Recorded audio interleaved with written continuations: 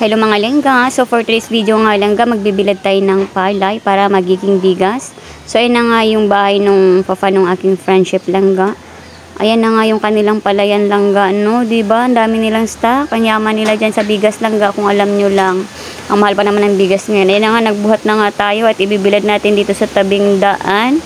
So naglalakad na nga tayo nakapatay langga dahil ngayon wala tayong dalang tsinelas langga. Super init, ang semento langga, no? Ayan lang yung binuhat natin, baka kasi mabinat. So ayan na nga lang kakita nyo, pansin nyo, diba? Super duper, ang daming palayan, ang lalawak ng palayan dito lang. So ayan na nga ang ginawa namin, kasama ko yung aking amiga, ayan. Kailangan namin iladlad yan lang no? Kasi nga ilagay natin yung palay dyan. Ayan, painitan ba natin langga? Kasi yan ang proseso langga bago natin ipagiling. Hindi kasi po pwede langga na pag-harvest niyan at magiging ano na siya, yung tawag niyan, yung palay na. Hindi kasi pwede i-diretso giling na yan langga, no? Kailangan kasi yan ibilad muna. Ayan. So, ayan, inaayos ko nga kasi yung aking kaibigan talagang hindi lumaki sa bukid langga. Ayan, ako na mag-adjust langga. So, ayan na nga, nilagay na nga dito. At kailangan lang namin yan, ayan, tatanggalin dyan sa sako. Ganun lang langga kadali. Ang mabigat lang dyan langga, alam nyo kung ano? Yung palay, yung mismong paghakot langga. Then, yung ano niya, yung kati niya langga. Super duper kati niyan. O, diba? Sige lang lang, day. Kaya mo yan, day. So, langga kapi tayo kasi nagakapi pala ako ngayon. Ayan, kita nyo? Diba?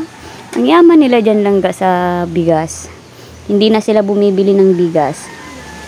So, ayan ang gagawin natin sa sunod. Gaganyan lang. Pero nung kami dati langga, hindi na kailangan yung kahoy-kahoy na yan. Kamay at paa lang langga, goods na. Pero dahil may ganyan, gagamitin na nga natin. Ayan na nga.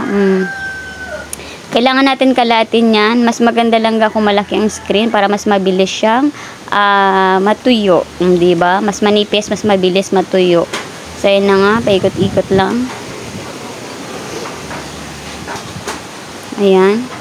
So, lahat ng gawain langga, halos pambukid, ay ngayon lang na-experience ng aking amiga langga. Bahala siya dyan dahil nga gusto niya ma-experience. So, ganun talaga ang buhay langga. Lumaki kasi siya sa city langga, ako naman lumaki sa bukid. Kaya ako, alam na alam langga dahil alalay tayo ni father nung bata-bata pa tayo langga. So, yan na nga, ninipis na nga niya para mas mabilis matuyo yung kabila. Yan nga. O, diba, nagchinelas na rin ako dahil mainit. So, yan na nga langga, binalikan na nga namin ng ilang oras ang nakalipas. Kasi sabi namin kailangan na natin ligpitin kasi mukhang uulan. So, ayan na nga, nililigpit na nga namin langga. Para karang naglaro dyan langga. Kung anong ginawa mo, yun din ang babalikan mo, o diba? Ibalik mo rin siya sa sako langga. So, ganun lang. Kung saan mo kinuha, ibabalik mo rin. O diba? Ganun lang langga. So, Makati lang yung ano niya langga, no? Yung parang alikabok niya. Ano ba tawag nun? Ayan na nga.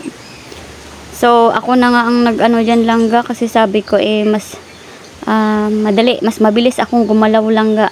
Kaya ako na, sabi ko mag-ano ka na lang. Diba? Alam nyo naman, mabilis ang galaw ni langga nyo. O, diba? Malalaman mo talaga langga, no? Yung tao na marunong sa bukid langga. Sorry, amiga. Kasi ikaw, yung walang alam, di bali matututo ka sa akin. O, diba? So, ayan na nga. Tinali na nga natin langga. Kailangan itali at itatabi natin para maayos natin yung natira. Kaya ni langga nyo yan. Alam nyo ba yan? So, ayan na nga langga. Sabi ko, sige, ikaw naman para masubukan mo. At yan nga, may nakita nga ako dyan na butas langga. Pero no worry, kasi maparaan tayo langga. So, yan na nga. Nakita niya kasi kung anong ginawa ko. Sabi ko, gayahin mo lang kung anong ginagawa ko. Ayan, o, diba? Pinagkukuha niya pa yung mga madumi-dumi, pero hindi naman niya makuha-kuha kasi nga bumabalik sa kanya. Sobrang lakas ng hangin. O, diba? So, sabi ko nga sa inyo, madiskarte si langga nyo. May nakita tayong butas langga dun sa sako, pero wala yan. Maliit na bagay yan langga.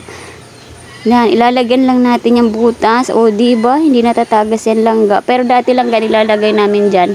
Papel o kaya karton. Pero wala akong nakitang papel o karton. Kaya dahon na lang. So, okay lang yan langga, no?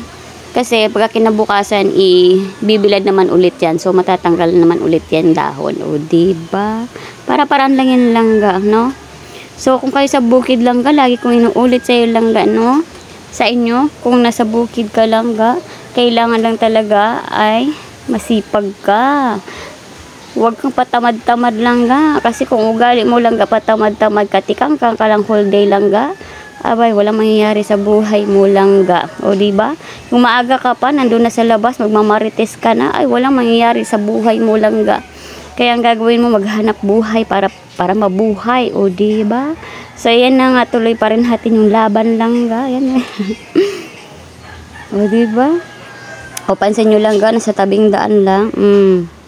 Dahil pang sasakyan lang langga, sabi ko mag-ingat lang, baka kasi makalimutan namin mag-atras-atras dyan. Tapos hindi namin mapansin, ni kalsada pala yung sa likod namin. Ayan nga, tinalian na nga natin. Diba? Tinalian natin langga. Ayan, binigyan niya ako ng tali. At ililipat na naman natin doon sa kabila. O, diba? Alam niyo na langga, ha? Silangga nyo, mapababae, mapalalaki gawain, kayang-kaya langga. As in, kayang-kaya ko yan. Kaya ko buhatin langga. Hindi ko alam, siguro nasanay na talaga ako langga. Yung lakas ko langga, nasanay na talaga sa bukid. O, diba? Maaga pa kasi kami langga, talagang sabak na kami sa trabaho, sa bundok langga. Sabak na. Ayun, diba? O, diba? Ayan, halos patapos na nga kami dyan langga. Patapos na, last na yan. Ayan, sabi ko nga tali na niya at ilagay niya na doon. Kasi itong screen naman, ang aming tutupiin. Mahangin dyan langga. Mahangin. Ayan.